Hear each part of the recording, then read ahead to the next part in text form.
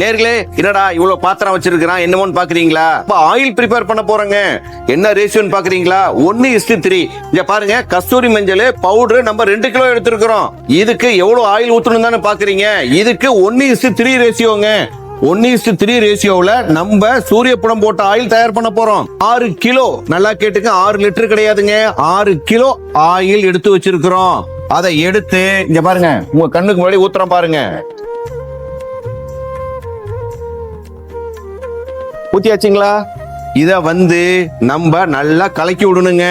கலக்கி விட்டுட்டு சூரிய ஒளியில காலையில எடுத்து வெயில்ல வைக்கணும், மாலையில எடுத்து உள்ள வச்சிடணுங்க. இது என்னன்னு பாக்குறீங்களா? இந்த காட்டன் கிளாத்த மேல நம்ம கட்டணுங்க. கிளாத்த கட்டணும் அப்படின்னா சூரியன்ல இருந்து வர புற ஊதா கதிர்கள் நேரடியாக எண்ணெயில படக்கூடாதுங்க. அதுக்காக தான் நம்ம இந்த மாதிரி பண்றோம். அதனால இது போல ஆயில்களை நீங்களே வீட்டுல செய்யுங்க. இல்ல உங்களுக்கு வேணும் அப்படின்னா கீழ்கால நம்பர்ல கஸ்தூரி மஞ்சள் ஆயில் வேணும் நீங்க வாட்ஸ்அப் பண்ணீங்கன்னா எங்களோட அலுவலக உதவியாளர் உங்களை தொடர்பு கொள்வார். மீண்டும் இன்னொரு வீடியோவில் சந்திப்போம். நன்றி, வணக்கம்.